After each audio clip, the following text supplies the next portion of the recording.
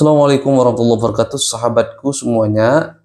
Kajian hadis, benarkah semua nasab terputus kecuali nasab Nabi Muhammad SAW? Ditulis di N Online, dan ini salah satu berita yang populer ya, berkaitan dengan polemik nasab. Tentunya masyarakat ingin tahu ya, adanya riwayat yang menjelaskan bahwa semua nasab terputus kecuali Nabi. Kullu sababin wa nasabin munqati'un yaumal qiyamati illa ma kana min sababi wa nasabi.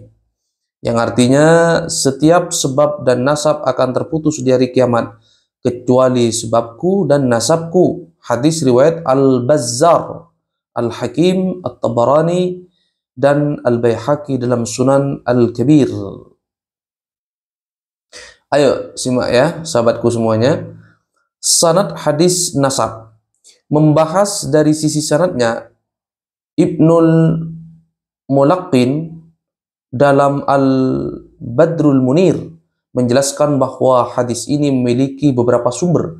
Salah satunya itu oleh Al-Bazzar dalam musnadnya melalui jalur yang tersambung pada Umar secara marfu, tersambung kepada Nabi. Al-Hakim juga meriwayatkan hadis ini melalui jalur Ja'far bin Muhammad dari ayahnya dan Umar dalam Al-Mustadrak dan menyebut sanadnya sahih. Hanya saja Ibnul Mulaqqin tidak langsung menerima penilaian Al-Hakim sebab menurutnya ada rawi yang perlu diselidiki kembali dari sisi sanadnya. Kemudian menurut Ibnul Mulaqqin, sebenarnya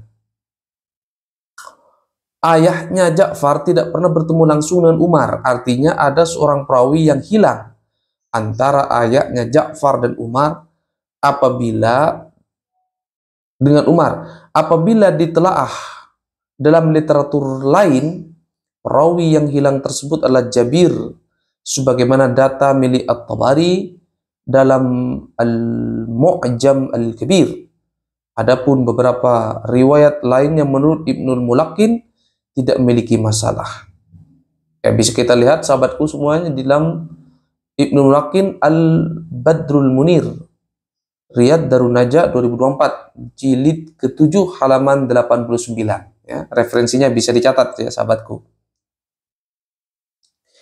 Dengan paparan dari para kritikus hadis, ada tali kesimpulan yang didapat, yaitu hadis di atas statusnya sanadnya dapat diterima sebab diriwayatkan dari banyak jalur. Jalur satunya mentok, jalur yang lain yang menguatkan. Kemudian kajian makna hadis tentang nasab. Meskipun dari sisi sanad dinilai sahih, penafsiran matan atau konten hadis cukup beragam. Jadi dari sisi perawinya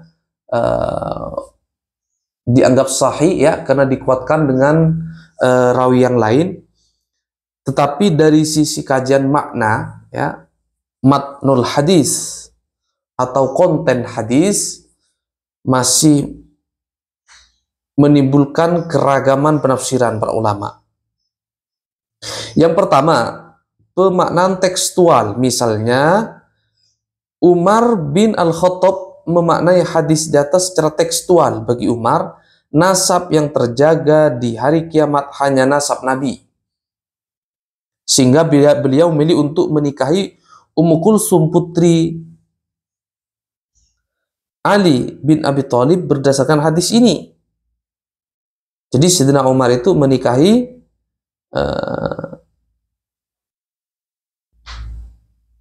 Ummi Kulsum, putri dari Ali bin Abi Thalib berdasarkan hadis ini. Al-Baihaqi As-Sunan Kabir. Terdapat sepenggal kisah dalam hadis As-Sunan Al-Kabir karya Al-Baihaqi yang menceritakan bahwa peristiwa Umar melamar Ummu Kulsum binti Ali. Ketika proses lamaran terjadi, Hasan dan Husain hadir di tengah-tengah mereka, sedangkan Ali masih merasa berat karena putrinya belum begitu dewasa. Ya bayangkan ya, Sayyidina Umar yang secara usia sudah lebih tua dari Sayyidina Ali harus menikahi putrinya, kira-kira begitu ya, melamar putrinya. Akhirnya Umar menyebut hadis di atas bahwa semua nasab akan terputus di hari kiamat kecuali nasab Nabi. Maka aku sungguh sangat senang jika nasabku memiliki hubungan kekerabatan dengan Nabi melalui pernikahan ini, ujar Umar ya. Jadi motifnya itu. Ali pun merestui keduanya, hanya saja Hasan dan Husain tampak belum begitu menerima. Mereka berdua menyela dia, Ummu Kulthum, merupakan sosok wanita yang dapat memilih untuk dirinya sendiri. Maksudnya dapat menerima ataupun tidak keputusan tersebut. Mendengar perkataan tersebut, Ali seketika marah dan Hasan pun menahannya. Pernikahan tersebut akhirnya digelar. Ini penjelasan dari Al-Baihaqi juz 13 ya, halaman 545. Ya, sahabat sekalian bisa dibaca langsung di websitenya ini online ya. Kejadian serupa terkait riwayat juga terjadi pada Hasan tatkala ingin meminang putri Al-Miswar. Al-Miswar adalah keponakan dari Abu Jahal. Kemudian Hasan mengutus seorang untuk menyampaikan bahwa dirinya ingin mempersunting putri dari Al-Miswar. Pada saat proses meminang terjadi, Al-Miswar mengatakan, sesungguhnya tiada hubungan kekerabatan serta nasab yang lebih aku sukai daripada bersambung dengan nasabmu. Karena Rasulullah SAW pernah bersabda, setiap hubungan kekerabatan dan nasab akan terputus di hari kiamat kecuali nasab dan hubungan kekerabatan padaku. Hanya saja Rasulullah juga pernah menyatakan bahwa Fatimah merupakan putri kesayanganku dan tidak mungkin putri seorang nabi bercampur dengan putri musuh Allah. Ya, jadi seolah-olah terjadi konfrontasi antara dua sudut pandang ini ya. Mendengar pernyataan tersebut, akhirnya Hasan pun mengurungkan niatnya untuk mempersunting putri Al-Miswar. Tanpa Al-Miswar enggan melampaui sebuah keputusan tegas yang pernah ditegaskan Rasulullah SAW atas anak kesayangannya. Demikian riwayat Ahmad dalam musnadnya. Ahmad bin Hanbal, Musnad Ahmad, Beirut, Muassaratur Risalah 1999, jilid ke 31 halaman 207. Perlu diketahui, kisah Hasan memiliki kaitan erat dengan kisah ayahnya, Ali bin Abi Thalib. Sebelum Hasan melamar putri Al-Miswar, dalam Sahih Muslim disebut bahwa ketika Rasulullah masih hidup, Ali pernah ingin melamar putri Abu Jahal. Jadi dari zaman itu sudah terjadi dinamika ya, bukan hanya sekarang. Oke. Kabar tersebut akhirnya sampai pada Fatimah dan membuatnya menjadi sedih. Nabi SAW pun dengan sigap menegaskan bukan sebuah kepantasan anaknya berkumpul dalam satu perkawinan dengan anak orang yang dahulunya menentang keras dakwah beliau. Teks hadisnya sebagai berikut. Oke. Ya, saya baca terjemahannya aja biar cepat. Artinya, Al-Miswar bin Mukhramah pernah menceritakan kepada Hasan bahwa dahulu Ali bin Abi Thalib pernah melamar putri Abu Jahal ketika ia telah menikah dengan Fatimah binti Rasulullah SAW. Ketika berita tersebut didengar Fatimah, maka ia pun langsung mendatangi ayahnya Rasulullah secara berkata, "Ya Rasulullah, sesungguhnya para sahabat engkau mengatakan bahwa engkau tidak pernah memarahi putri-putri engkau. Sekarang ini Ali akan menikahi putri Abu Jahal." Miswar berkata, kemudian Rasulullah SAW berdiri untuk berpidato dan saya mendengar beliau membaca syahadat. Setelah itu beliau berkata, sesungguhnya aku telah menikahkan Abul As bin Rabi. Lalu ia memberitahu kepadaku dan membenarkanku, sesungguhnya Fatimah binti Muhammad adalah darah dagingku. Oleh karena itu, saya tidak suka apabila orang-orang memfitnahnya. Demi Allah, sungguh tidak boleh dipertemukan atau dimadu antara putri Rasulullah dengan putri musuh Allah, seorang suami untuk selama-lamanya. Miswar berkata, akhirnya Ali membatalkan lamarannya. Hadis riwayat Muslim. Jadi Sayyidina Ali pernah ingin menikahi ya keturunan musuh Allah. Kemudian Nabi tidak menyukainya. Ini yang menjadi alasan para ulama. Kemudian ragam riwayat menjadi bukti bahwa hadis yang diucapkan oleh Nabi Muhammad SAW terkait hubungan kekeluargaan dan kekerabatan difahami secara tekstual oleh sebagian sahabat. Selain itu, tindakan serupa dalam bentuk lainnya pun dapat kita temui dalam hadis-hadis lain. Misalnya, seperti kisah salah seorang sahabat yang membekam Nabi Muhammad SAW, kemudian Nabi memintanya untuk membuang darah tersebut. Namun, ia malah meminumnya. Riwayat-riwayat ini kemudian menjadi pegangan para habaib yang menolak menikahkan putrinya Syarifah katanya dengan pribumi Nusantara. Makanya banyak kiai jadi korban. Kiai pribumi, kulitnya gelap, ingin nikah sama Syarifah. Ini kenapa? Memaknai riwayat ini secara tekstual ya. Kita tidak pernah tahu konteksnya seperti apa dulu. Jangan-jangan ada motif lain. Makanya penting penelitian tentang hadis ya. Jadi hadis yang ada itu jangan ditelan mentah-mentah. Kita harus tahu asbabul wurudnya, kemudian apa yang melatar belakangi sosiohistorisnya seperti apa. Begitu teman-teman ya. Pemaknaan metaforis. Pertanyaannya, apakah penafsiran atas hadis semua nasab di hari kiamat akan terputus kecuali nasab Nabi secara metaforis dan cenderung takwil terhadap makna? Jawabannya adalah ya, ada. Beberapa ulama ahli hadis menafsirkan makna hadis di atas dengan menerjemahkannya secara lebih luas. Misalnya, Ibnul Mulaqqin mengartikan hadis di atas dengan makna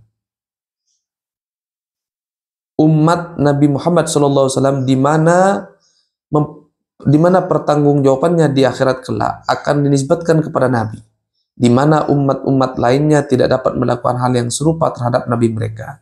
Ibnul Mulaqqin juz 7 halaman 490. Senada dengan penjelasan Ibnu Mulaqqin, Imam An-Nawawi dalam Raudhatul Talibin menginterpretasikan hadis tersebut dengan makna yang lebih luas. Beliau menyebut Nabi Muhammad SAW dapat terhubung di hari kiamat dengan beliau. Sedangkan umat lainnya tidak dapat terhubung dengan Nabi mereka. Jadi, Allah taziru waziratu wizra ukhra, kira-kira gitu ya.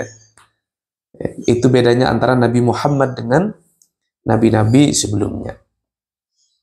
Selain itu, menurut Imam An-Nawawi, ada juga yang mengatakan makna hadis tersebut yaitu hubungan kekerabatan dengan Nabi Muhammad SAW akan memberikan manfaat di hari kiamat kelak. Tidak seperti kekerabatan lainnya yang tidak memiliki manfaat sama sekali di hari kiamat.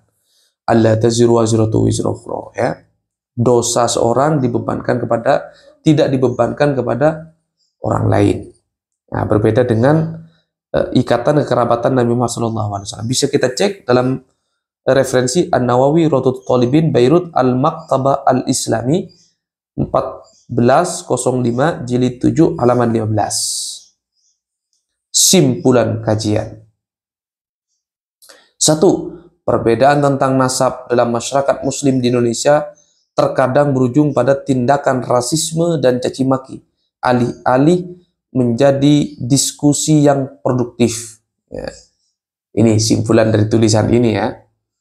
Yang kedua, sanad hadis mengenai nasab yang terputus di hari kiamat kecuali nasab Nabi dinilai sahih oleh ulama kritikus hadis. Berarti memang ada keistimewaan dengan nasab Rasulullah Shallallahu Alaihi Wasallam, ya. Tapi buktikan dulu, ya, jangan asal ngaku keturunan Nabi. Kemudian yang ketiga, beberapa sahabat Nabi Shallallahu Alaihi Wasallam seperti Umar bin Khattab memahami hadis ini secara tekstual, hanya mencakup orang yang punya nasab hubungan darah kepada Nabi. Sementara ulama lain seperti Ibnu Mulakin dan Imam Nawawi menafsirkan secara lebih luas dan metaforis, yaitu mencakup seluruh umat Islam. Dengan demikian, penting bagi umat muslim untuk memahami teks-teks keagamaan dengan bijak dan tidak fanatik, agar diskusi tetap produktif dan tidak menyeret pada perpecahan di tengah masyarakat. Allahu a'lam. Begitu sahabat ya. Kalau ada masalah, diskusi yang banyak. Dibuat kopinya yang enak, ya. Jangan mudah emosi, jangan terlalu fanatik, jangan terlalu sempit pola pikirnya, perbanyak referensi, semua omongan orang didengar, baru nanti dicari saripati yang terbaik untuk menjadi kesimpulan. Ini ditulis oleh Ustadz Amin Nur Hakim, penulis Keislaman online dan dosen Fakultas Usuluddin Universitas PTIK Jakarta. Oke, jadi diskursus yang selama ini terjadi itu ada sumber primernya, ya, yaitu hadis Nabi Muhammad SAW yang diyakini ketika melakukan takhrijul hadis secara periwayatan sahih karena dikuatkan oleh jalur periwayatan yang lain. Dari sisi matanya juga, dan beberapa sahabat memaknai hadis ini secara tekstual, ya, sebagaimana dilakukan oleh Umar bin Khattab. Sementara ada beberapa ulama lainnya memahami hadis ini lebih kontekstual, ya, lebih luas, yaitu apa yang dilakukan oleh Imam Nawawi. Oke, sahabatku semuanya, rupanya penjelasan ini agak jelimet ya. Nanti dibaca sendiri di website resmi NU Online yang terbit pada tanggal 15 Mei 2024. Sudah lama ya. Jadi saya hanya mengulang, mungkin teman-teman belum sempat membaca, silakan dibaca sendiri. Nanti apa hasilnya tulis di kolom komentar. Karena saya tidak bisa menjelaskan lebih panjang lagi mengingat keterbatasan durasi. Hadanallahu wa yakum ajmain. Assalamualaikum warahmatullahi wabarakatuh. Sampai jumpa.